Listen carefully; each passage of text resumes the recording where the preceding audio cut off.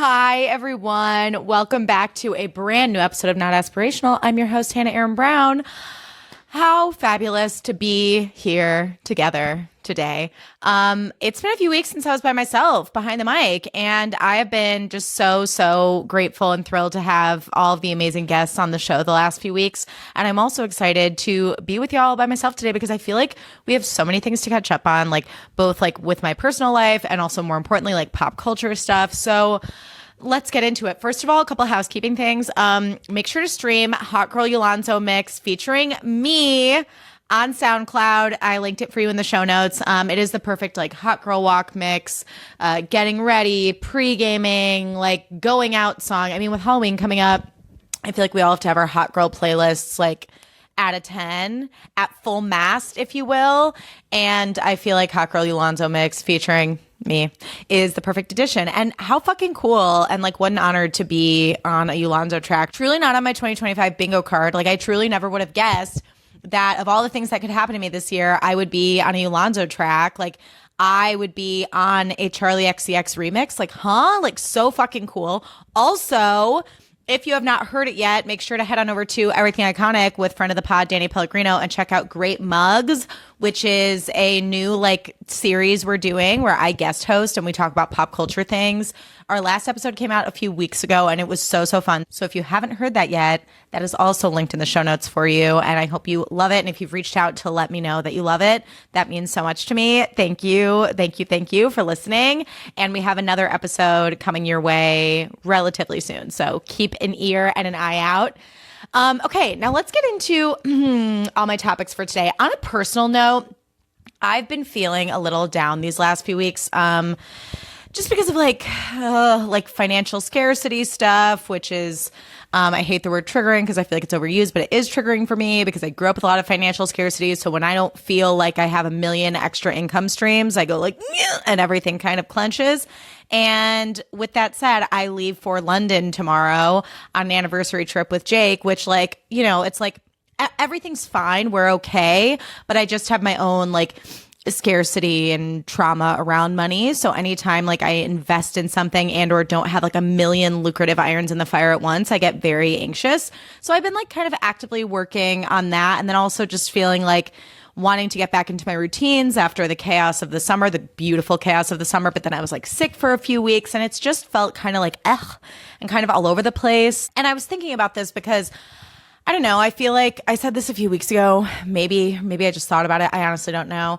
But I feel like I definitely said this. Fall is such like, because of like back to school mindset, I feel like it's such a time where we feel like, okay, it's time to lock in. It's kind of like to me the same energy as like January with a little bit less pressure. But I've always found a way to put pressure on myself. But like, yeah, this feeling where it's like, okay, time to lock in, time to get our shit together, time to get organized before the craziness of the holiday season. And between like being sick and just my own like blah feelings, I didn't really feel like I did a good job of doing that this fall the way I intended. And I don't know. I was reflecting on this and I'm trying to reframe things in a more positive way because I'm a firm believer. You all know how woo-woo I am. I'm a firm believer that like the way you move through the world and the way you see things, like your perception of things really impacts just like the abundance that you attract and how you experience life. And I just want to be happy and vibing like as often as possible. And I want to control what I can control. Like I really want to take advantage of the things I actually can control in this life. So I've been trying to like reframe this kind of like crunchy, funky feeling I've been in. And I wanted to share this with you in case you're in a similar headspace. I truly think if you are on the precipice of like a new chapter, you might feel kind of blah and uncomfortable because while being comfortable is like a huge blessing and it's amazing, I do think there are times where the universe is like, okay, and that chapter's over now and we're going to kind of like kick you out of the nest, so to speak. And so it's like, it's uncomfortable. Like going from a caterpillar to a butterfly is like, that is a transformation. That is work. That is effort. It can feel just kind of weird. But then before you know it, you're on the other side and you're like, wait, I was so scared of all these changes, because change is scary because it's the unknown and you don't know what to expect. But then you look back on how afraid you were and you're like, wow, things are so much better than I could have even imagined. So even though I feel like things have been challenging, I'm choosing to believe that they are just growing pains and that it just means that like something really amazing and new that I can't even conjure up in my brain is around the corner. And if you're feeling the same way, I feel the same about you and your journey. I think if you're feeling uncomfortable and like things aren't as comfy cozy as they once were, I think it's because something better is truly like barreling towards you and you don't even know what it is. And that is such a beautiful and magical and exciting thing. In the vein of like things changing, for those of you who didn't see this on my Instagram, Jake and I got notice from the guy who owns our house that he wants to sell. And very out of the blue. So like Wednesday, we were like walking into an Orange Theory class and Jake just gets a text out of nowhere that's like, hey, so I'm going to sell, coming by with a realtor tomorrow. And Jake's lived here for like 10 years. I've lived here for 6. Like all of our memories are here. We got engaged at this house. We had our welcome party before our wedding at this house. We had tons of birthdays. It's just like memory after memory after memory is in this house. So to feel like, it's kind of being ripped away and we don't get to leave on our own terms is like really, really painful. And so it's been kind of an emotional, challenging week. And it's also like, we don't know how much time we have to get out of here. We're like trying to figure out like everything, so many logistics. And we leave for London for a week tomorrow. So I'm like, well, damn, if we only have like 30 days to get out, like the timing of this trip kind of sucks, but also we've been planning it for months and I've never been to London and I'm so excited to experience it with Jake and celebrate our anniversary together. Like I don't want this trip that we've been looking forward to for so long to like be eclipsed by this kind of last minute change of plans. But of course, my instinct is to just go full panic mode. And we spent our whole weekend, like I wanted to have like a chill weekend, like cleaning the house and preparing to leave town and doing the laundry and packing and da da da da. And it just became like looking at apartments and houses because we were like, well, if we have to get the fuck out, we have to get this ball rolling. So it's been stressful.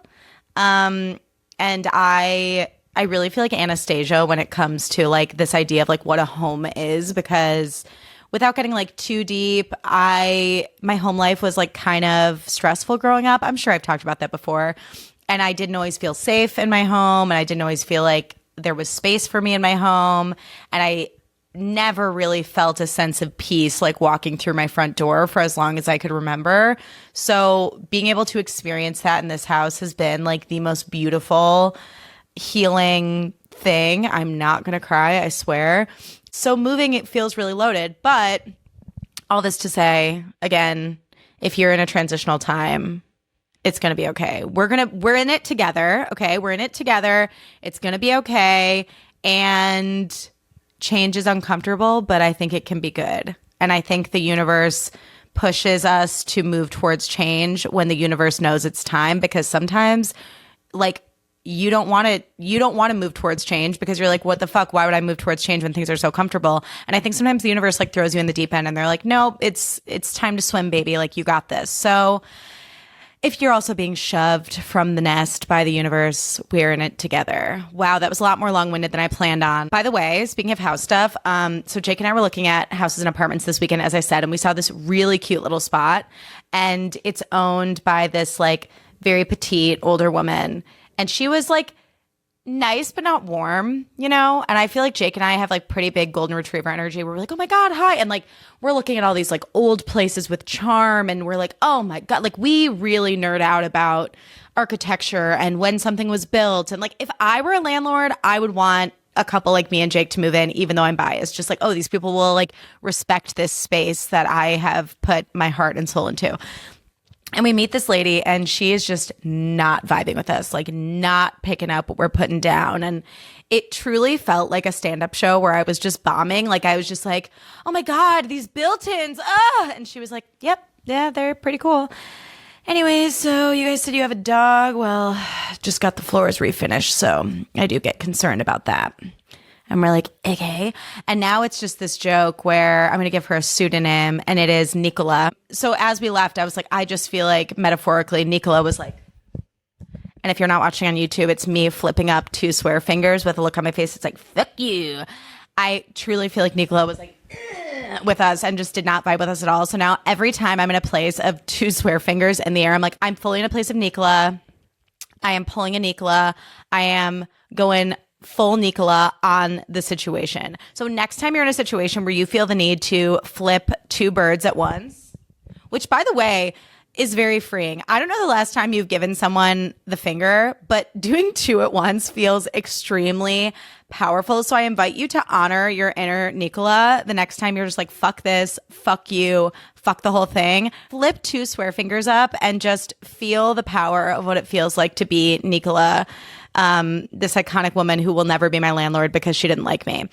Moving right along. So yeah, we leave for London tomorrow. I'm so excited. If you gave us any advice on Instagram, any recommendations, thank you so much. I am going to try and be both present on my anniversary trip while documenting in the most appropriate way possible. But I'm so excited. I planned so many outfits. Something that I did not consider originally when I was picking out my outfits, but that sort of happened organically that I want to share is like, as I was planning, I got a lot of feedback about like East London versus West London. And what I've been told is like West London is like the mom and the parent trap, like Elizabeth James, like posh, like fancy pants, okay? And then East London is more like gritty, hipster, like Tolly XCX London. And I was planning my outfits, and some of them are very like, kind of like Blair Waldorf fantasy, like an equestrian boot, little mini skirt, blazer, sweater kind of vibe. Like I am living my autumnal bliss. I live in Southern California. I never get to fall the way many other people get to fall. You know what I mean? Like we don't get the autumnal foliage. We don't get the brisk weather in the same way. So like I'm so excited to walk around. I don't give a fuck if it's raining in brisk, moody weather with foliage. I want to drink a pint in a pub and take the piss. Taking the piss means to like mock something. I Googled that just to make sure I was using it right. I truly just want to take the piss with a pint in a pub, okay, in my cute outfits. And I was told that in West London, you kind of want to, you can't really wear like Lululemon walking around. Like you kind of want to look like put together in a certain way so that people don't side eye you like, what the fuck is your problem? But then I also heard in East London, if you look too posh, people are like, what the fuck is your problem? So I tried to pack a variety of outfits, some that are more brat and some that are more Elizabeth James. You know what I mean? Which is very exciting. I will let you all know how that goes. Also, last personal update is I can't remember if I said this on the pod or just on TikTok, but I've been very seduced by TikTok Pilates culture, which might be a little bit toxic. But honestly, I've been going to Orange Theory for like 4 years, and I was feeling a little bit just like bored. Like I love my community there. I like the workouts, but I just kind of felt like I was bored enough that when I was going, I wasn't really pushing myself in the workouts, and I was sort of just phoning it in. And I was like, I want to challenge myself in this new way. And also the older I get, the more I'm like, I find that switching things up is what makes me feel the most tea, as the kids say. And, you know, as a Leo, I'm nothing if not consistent. I just want to keep getting hotter. I want to be on that Kim Kardashian track of getting hotter. And I was pretty hideous in my 20s, so I do think it's been a pretty upward trajectory. But in your mid-30s, things start to shift, things start to move around. So I was like, let's challenge myself in a whole new way, mentally and physically. And so I've been doing Pilates, and I added ClassPass to my fitness journey. I like decreased my Orange Theory classes, added ClassPass to the mix so that I could financially rationalize it. And I'm loving it. When I tell you, specifically Legree Pilates is what I was the most interested in, because people are like, the results are crazy. It is the most profound type of pain I have ever experienced in a workout. It's crazy. And they don't give you breaks. You have to decide like when you need a break, and you have to decide when you want to modify something. And I do like that agency in the workout. I will say, like, as someone who's been like new to it this past like month or so, I do wish there was a little more like hands-on, but the class moves so fast that there's really no time for like, at least the places I've gone, it doesn't feel like there's time for the instructors to really like work with you one-on-one. Like I almost feel like you have to come in early if you have questions or want to work on something. So that's something I'm adjusting to. But it's one of those things where it's like I am like annoyed and miserable and like, fuck, this is so hard. And then it goes by so fast. And then I'm like, how did I just do that? And then I'm like weirdly addicted. And I'm like, I want to keep going. Because it's also like that inner child feeling of like learning how to ride your bike where you're like, damn, I scraped my knee. That sucks. But then you're like, oh my God, I just rode my bike for like 5 whole seconds. That's amazing. Like something about that I think is healthy in the brain as we get older, that feeling of being like new to something and having to humble ourselves and pushing through that stage of feeling maybe a bit embarrassed or insecure and like you're not good at it. And then pushing through and then getting good at it and feeling proud of yourself. It's a really exciting feeling. So if you're a Pilates girly, let me know. Also, something I love about it is like I am obsessed with any workout where I get to wear cozy, grippy socks. Okay. Because I always say this, I yearn for a grippy sock vacation. I yearn to be in a padded cell in a psych ward somewhere in grippy socks and pajamas. And I'm not even saying that fully in jest. Like I genuinely believe I would thrive under those circumstances. But yeah, I love any workout where I get to wear a grippy sock. And speaking of grippy socks and a grippy sock vacation, can we talk about Diane Keaton for a second? Hollywood's mom, Hollywood's mommy, Hollywood's, dare I say, mamacita. I need to make jokes because I'm devastated. Family Stone is really, speaking of a grippy sock vacation, when we all collectively watch the Family Stone this year, take your grippy socks out, get Cedar Sinai on speed dial because we are going to need to take a field trip to the psych ward together because that movie, while Diane Keaton watches us all watch it from heaven, is going to be an excruciating experience. And I kind of can't wait for like the cathartic cry of watching it because I'm like fucked up like that. Like that's also why I love the movie Stepmom. But oh my God, it's going to be devastating. I mean, Father of the Bride, Family Stone, Because I Said So, a criminally underrated rom-com. It's not good, you know? And Diane Keaton's character in it is deeply insufferable. But God, we used to be a country. I mean, that movie is fantastic. You have Mandy Moore as like an insufferable and also charming baker / cook. You're not a chef, you're a cook. 2-timing Gabriel Macht looking hot as ever with his hand tattoo. And the dad from The Summer I Turned Pretty, Adam. She's 2-timing those guys. And by all means, live your truth, girl. Date around. And then you have Lauren Graham and Piper Perabo as like the sassy sisters. And come on. So good. The movie opens with like a Van Morrison song. And Mandy Moore just like all dreamy and rom-com-y, like cooking and pouring herself like a big glass of wine while she like, you know, enjoys her single girl life, but she's a little sad. Such a good movie. And Diane Keaton, while insufferable, is iconic in it. And so are her clothes. It's just a huge loss. It's a huge loss for Hollywood. And 79 is so young. And she really is the kind of person who's just so like omnipresent in Hollywood and in all of our pop culture like lives that I really thought she was going to live to be like 105. Like it is very, very shocking and sad. And I'm going to miss her. And I'm going to miss her. And I'm also very grateful that we have so many movies to keep her with us. I think that's the beauty of movies is that you get to hang out with these actors and these characters that you love so much forever. You know, they're immortalized in that way. So we love you, Diane Keaton. Rest in peace, Queen. We miss you. And I will be taking a grippy sock vacation in your honor after watching The Family Stone this Christmas. Going back to the idea of a rom-com, though, going back to this idea of Mandy Moore cooking dinner for herself, drinking a big glass of red wine, might I recommend Olivia Dean's new album, The Art of Loving? It is so fucking good. Okay, it's so good. We all love the song Man I Need. That was, I believe, the second single off that album because she released Nice to Each Other and then Man I Need. Man I Need was very like upbeat rom-com vibes, and multiple people on the internet said that, including me. And I listened to the whole album. It is the perfect autumnal album. Like it just makes me feel like a rom-com lead. Earlier this week, Jake was out. He had plans, and I made some pumpkin bread, and I played the entire album from our Sonos speakers, so it was like playing in our entire house.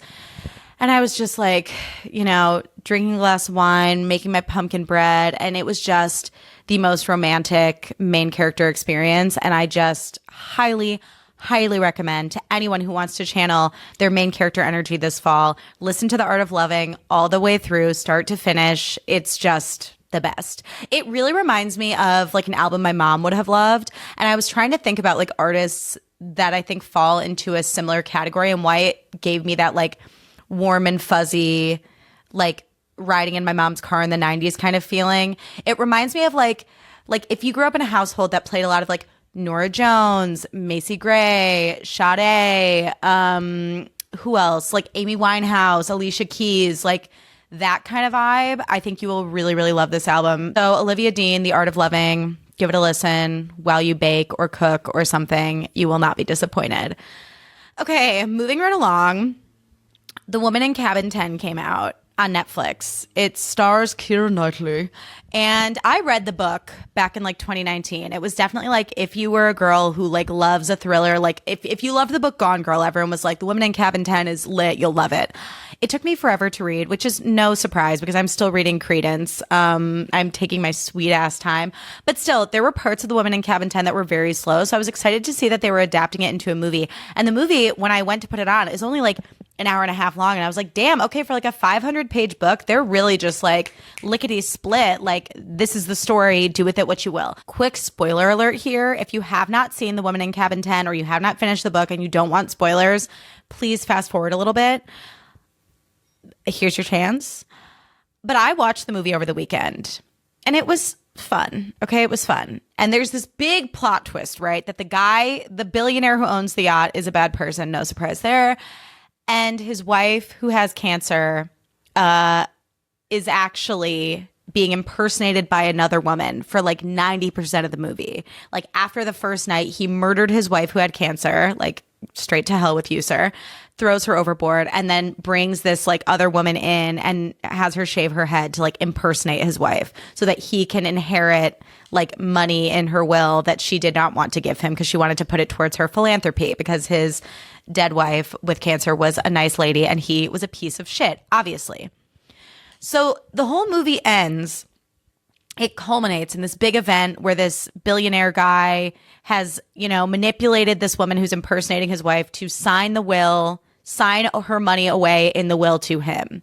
And all these people that he works with are like, wow, change of heart? And she's like, yeah, you know. And everyone believes that this is his wife with cancer. And I'm like, and they're at this big event and Keira Knightley is like, I have this letter that she wrote before she died. Like, I know the truth. And she exposes him in front of everyone at this big fancy dinner with the fake wife there. Okay.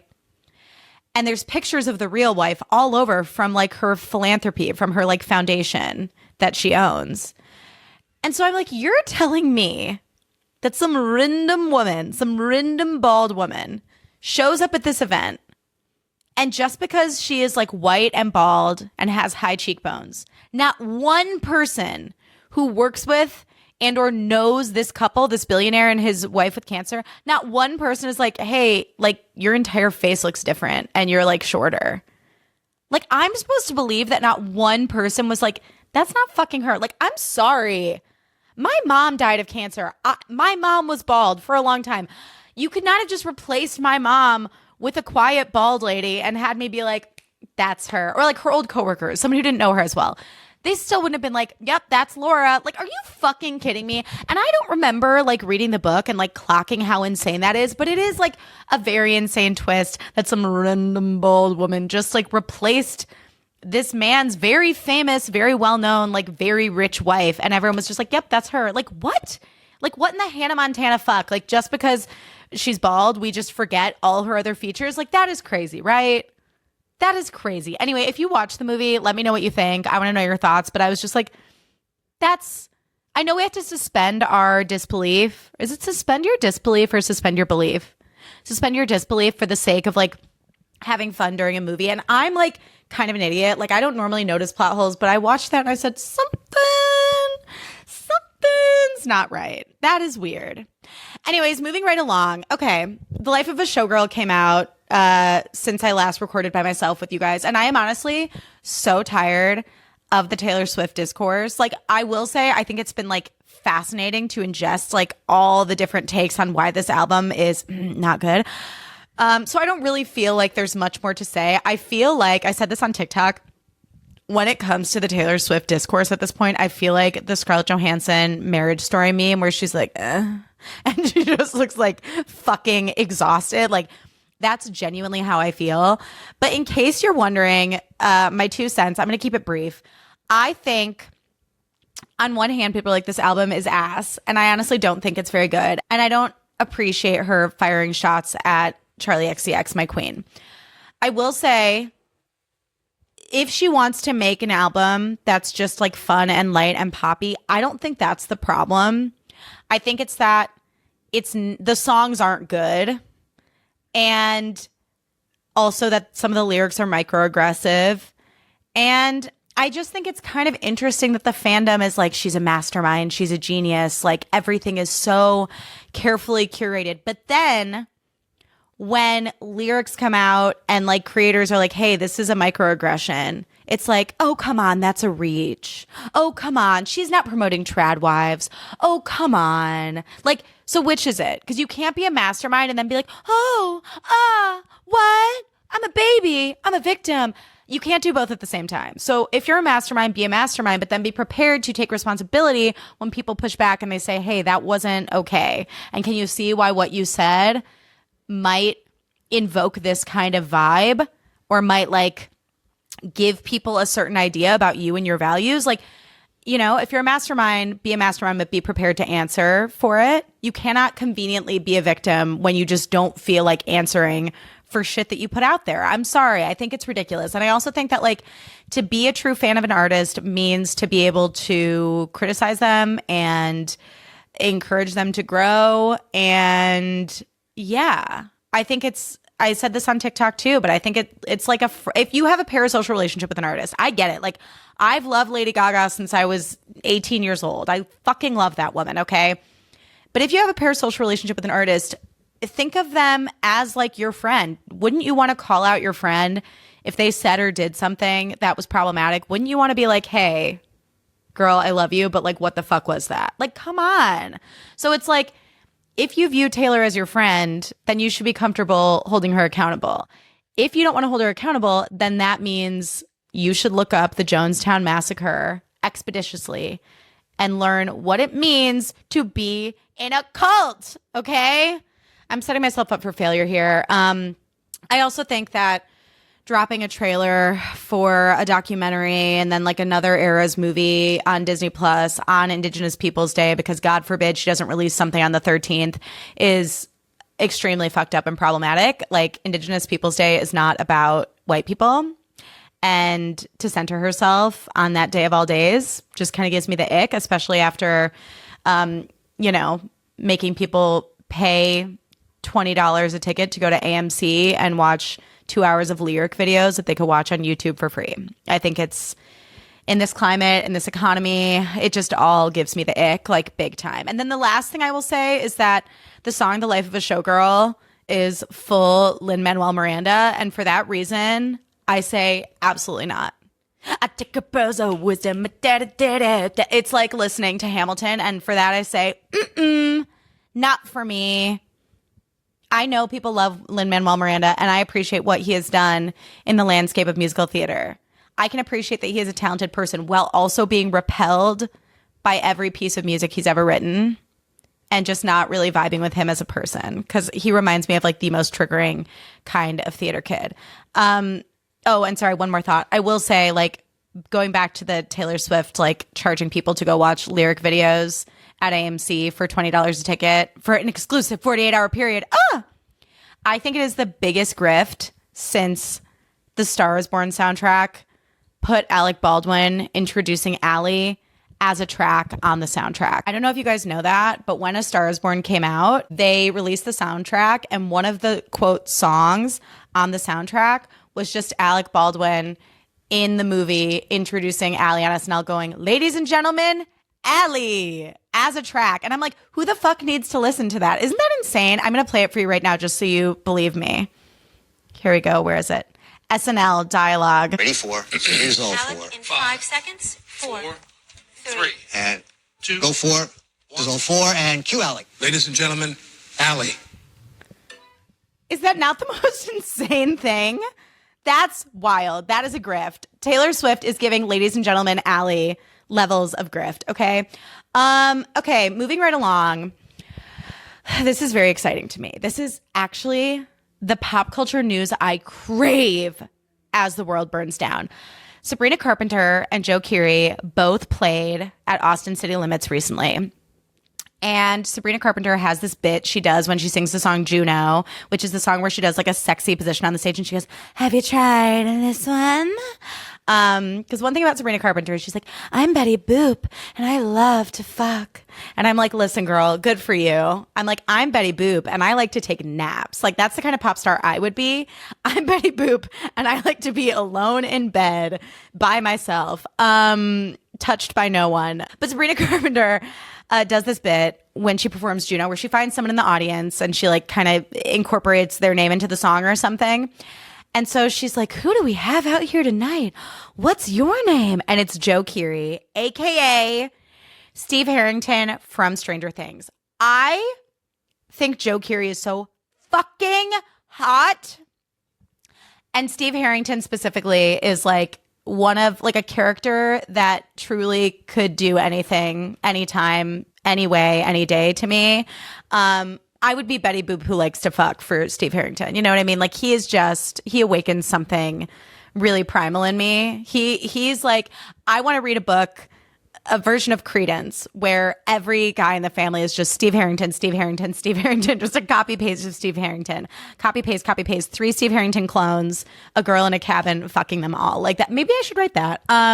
Stranger Things, don't sue me. So anyway, she finds Joe Keery in the audience. And she's like, well, I don't know if you know this, Joe, but it's cuffing season. And he throws his hands up as if he wants to be handcuffed by her. He's like, take me now. And she's like, wow, you're really eager, Joe. This has never happened before. And she's like, well, this is for you, Joe. And she sings the song Juno. And he has she gives him little furry pink handcuffs. And he proceeds to take like 1 million pictures with the handcuffs and post them on social. And he is like so eager and excited that she's talking to him. And I was just thinking, thank fucking God, thank God, Ramona voice, that I am not a pop star. Because if I were a sexy, talented little Betty Boop like Sabrina Carpenter, 25 years old, top of your game, rich, hot, talented, with Joe Keery flinging himself at you, begging to be handcuffed, I would be the most insufferable person on the planet. And I genuinely believe that God of the universe, whomsoever you want to call it, does not set you up on a track that you cannot handle.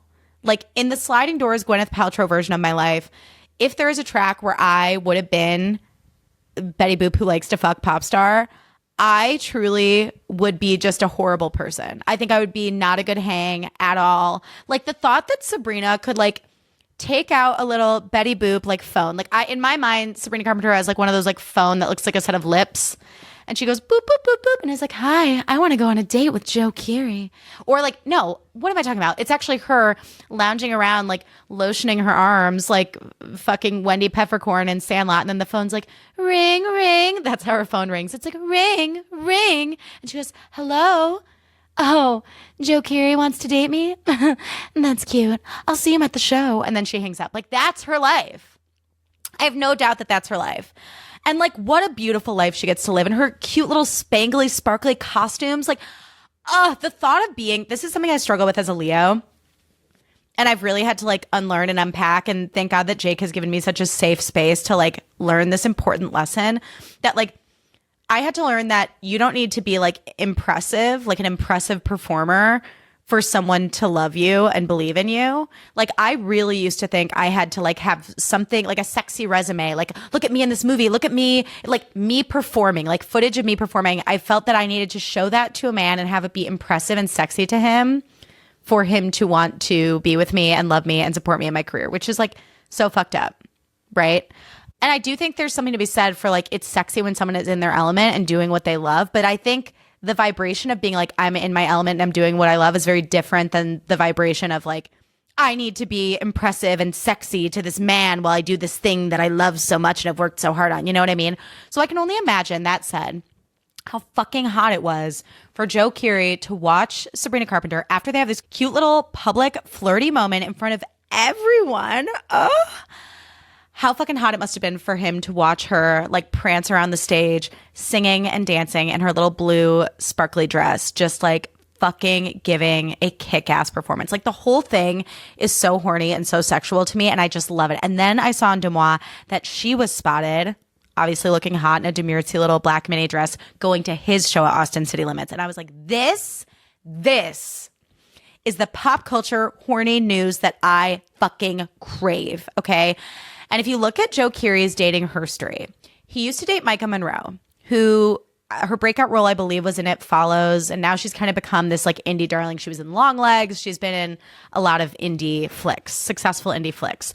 And she's very like wayfish, like Silver Lake, like pouty, like sunken cheekbones, like Silver Lake Erewhon hipster kind of vibes, wheatgrass shots kind of vibes. That made sense for me at that time. And then he dated Chase Suey Wonders, who's also like extremely hot, another indie darling. Okay. So like you would think he's into like hipster indie hot girls who live in like Silver Lake and Los Feliz, right? Or like Brooklyn, whatever. I don't know all the neighborhoods in New York, but that's neither here nor there. You know what I'm saying?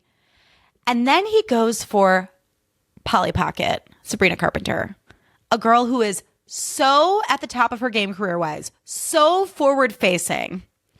She has a full face of rouge on all the time. She wears sparkles. She wears glitter. She is like truly like a Polly Pocket. She's like a gorgeous, talented little dolly, strutting her stuff.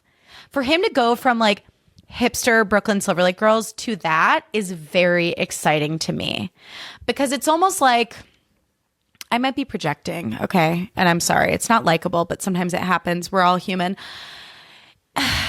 Okay, a quick tangent.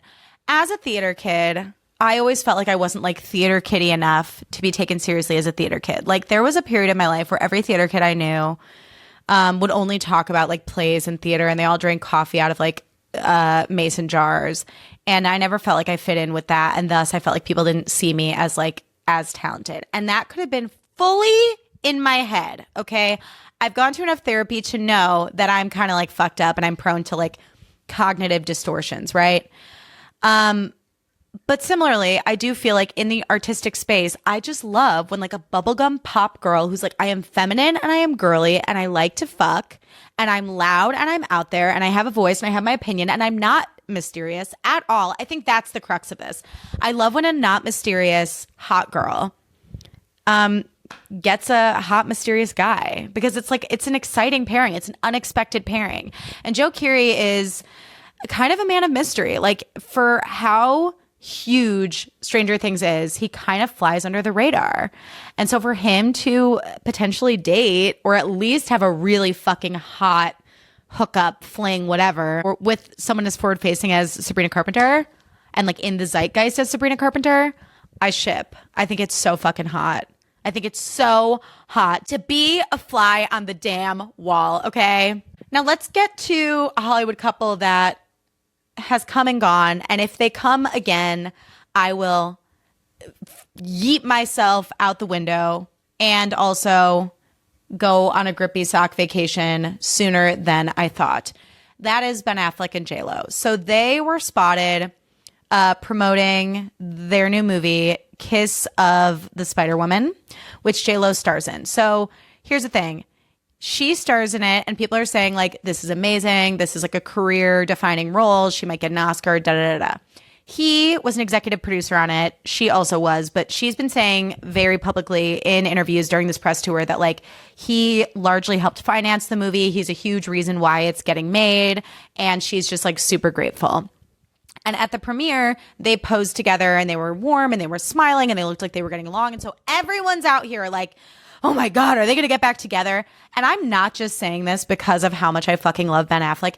If they get back together, I'm going to fucking lose my mind. Like, you guys, we've done this. We've done this. We came, we saw, we did not conquer. We came, we saw, we got divorced. We came, we saw, we broke up like 50 times. We cannot do this. Now, what I will say is I think it's very clickbaity and obvious to post a picture of Ben Affleck and Jennifer Lopez smiling on a carpet and be like, are they going to get back together? It's like, come on, you guys, like, get a grip.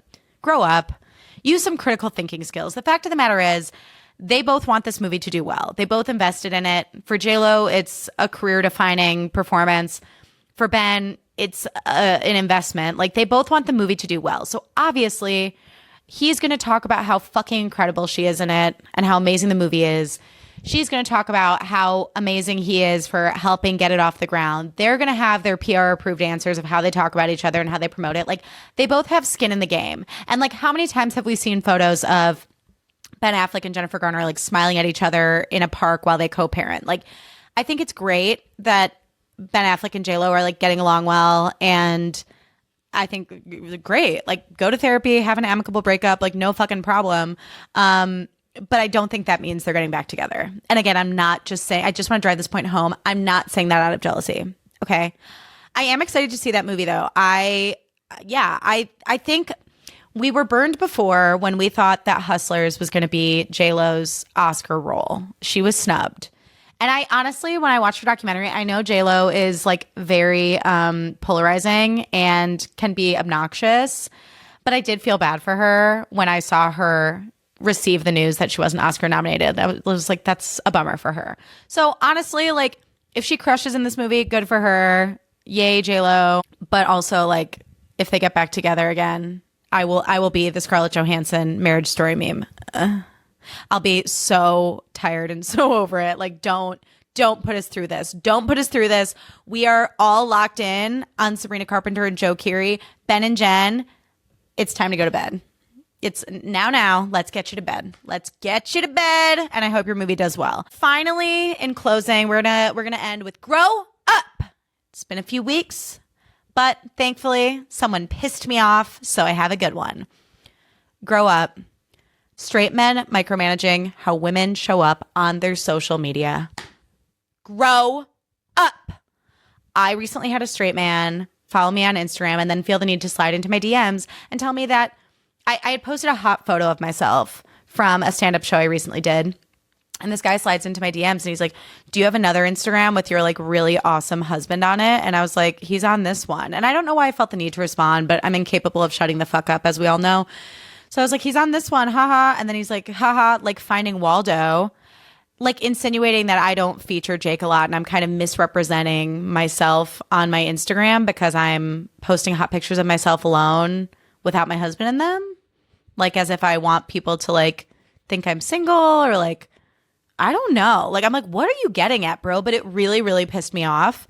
Also because I'm like, you're clearly new around here. Like, real ones know that Jake and Monty and Nora are heavily featured on my Instagram. But also, that aside, it's no one's fucking business, especially not a straight man's business, how a woman shows up anywhere in her life, but in this case, on her social media. Like, if all I wanted to do was post really sexy thirst traps all day, every day, it's no one's fucking business. And like, how my husband feels about that, respectfully, doesn't really matter to me. Because I also know that it wouldn't matter to him. Like, you don't need to prove anything to anyone on your social media. It is your corner of the internet to do with what you want. And to give a woman unsolicited feedback about how she should present herself on her social to appeal to the male gaze is so fucking stupid and annoying and a waste of energy. And it pisses me off. So grow up. All right. Well, that felt really good, y'all. Thank you so much for catching up with me today. Get excited for next week. So because I'm going to be out of town, I'm pre-recording next week's episode. It's going to be spooky season themed. So get excited. If you love this episode, leave the podcast a rating and a review. Send it to a friend. Post it to your Instagram story, whatever. You can watch full episodes on YouTube as well. Follow me on all platforms at Hannah Aaron Brown. That's HANNAHAARON BROWN.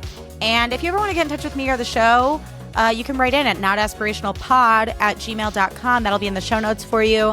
Thank you all so much for listening. I love y'all, and I'll see you soon. Bye.